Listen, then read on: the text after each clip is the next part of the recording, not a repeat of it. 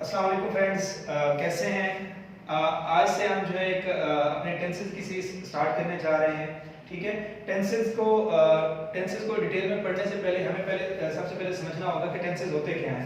आइए हम देखते हैं कि टेंसेस क्या हैं। अच्छा, ये जो लफ्ज़ टेंस है इसका मतलब होता है वक्त या ज़माना। ठीक है। तो यहाँ से हमें ये पता चला कि जो टेंस होता है, ये टेंसेस होते हैं, ये वक्त को या टाइम को डील कर रहे होते हैं। ठीक है। और ये भी हम समझते हैं कि हमें पता है कि जो टेंस होते हैं या वक्त होता है वो तीन तरह का होता है। ठीक है।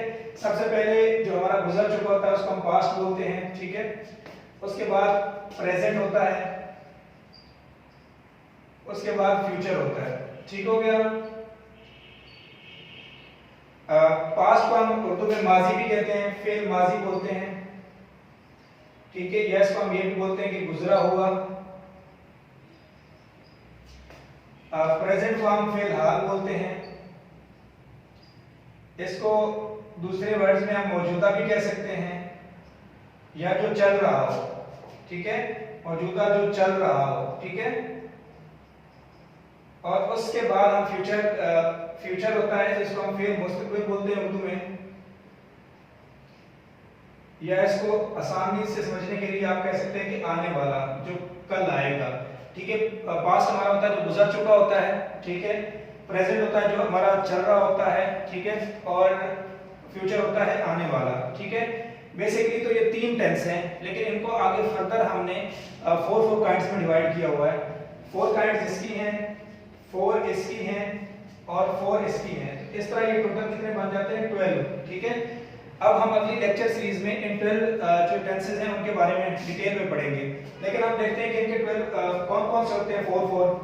इसका सबसे पहले होता है पास्ट इंडेफिनिट टेंस।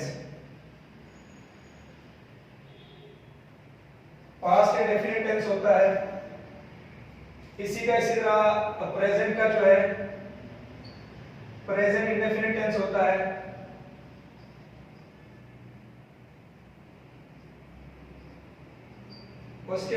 उसके बाद फ्यूचर का फर्स्ट जो टेंस होता है वो फ्यूचर इंडेफिनिट टेंस होता है।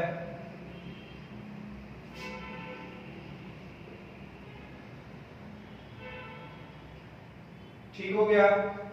ये इनका फर्स्ट था। इसके बाद जो सेकंड टेंस होता है उसको हम पास्ट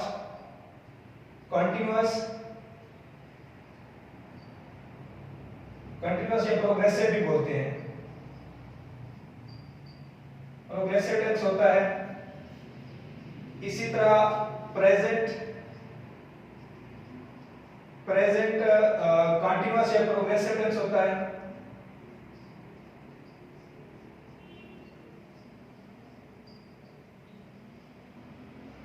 ठीक है। और इसी तरह हमारे पास फ्यूचर कंटिन्यूअस या फ्यूचर प्रोग्रेसिव टेंस होता है।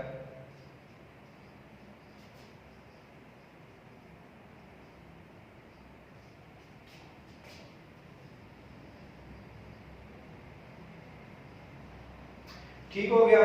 इनकी जो थर्ड काइंड होती है, थर्ड टेंस होता है, उसको हम बोलते हैं पास्ट परफेक्ट टेंस।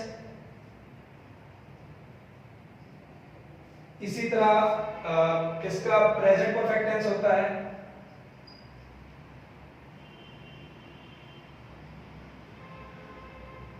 इसी तरह फ्यूचर का फ्यूचर परफेक्ट टेंस होता है।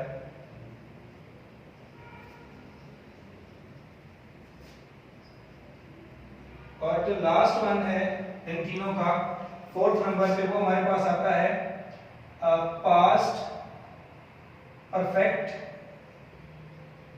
Continuous tense. इसी तरह इसका होता है present perfect continuous tense.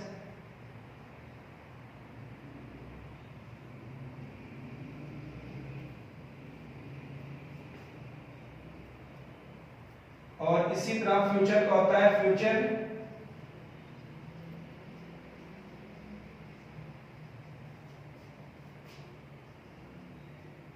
Continuous tense. ठीक है। तो ये टोटल मेन जो हमारे पास टेंसेज हैं वो तो हमारे पास तीन है, ठीक है। जैसे हमने पढ़ा हमारे पास पास्ट है, उसके बाद प्रेजेंट टेंस है और उसके बाद हमारे पास फ्यूचर टेंस है, ठीक है। मेन तो ये तीन टेंसेज है हमारे पास, लेकिन इसी तरह हमने पास्ट को जो आगे 4 काइंड्स में डिवाइड किया है। पहला हमारे पास है पास्ट इंडेफिनिट टेंस, फिर हमारे पास पास्ट कंटीन्यूअस टेंस है, फिर हमारे पास पास्ट परफेक्ट टेंस है, फिर पास्ट परफेक्ट कंटीन्यूअस। इसी तरह प्रेजेंट को भी हमने 4 में डिवाइड किया है, ठीक है। इसी तरह हमारे पास जो फ्यूचर टेंस है उसको भी हमने आगे 4 सब टेंसेस सब ग्रुप्स में डिवाइड किया है, ठीक है, सब पार्ट्स में डिवाइड किया हमने, ठीक हो गया। तो अब आगे जो हमारा लेक्चर है उसमें भी हम तरतीब से सबसे पहले पास्ट को पढ़ेंगे, पास्ट इंडेफिनिट टेंस पढ़ेंगे, फिर पास्ट कंटीन्यूअस पढ़ेंगे, ठीक है। इसी तरह जब ये 4 खत्म हो जाएंगे फिर हम प्रेजेंट पढ़ेंगे, फिर हम पास्ट टेंस पढ़ेंगे, ठीक है। तो हमारे नेक्स्ट लेक्चर का इंतजार कीजिएगा, वो हमारा पास्ट इंडेफिनिट टेंस पे होगा। Thank you so much.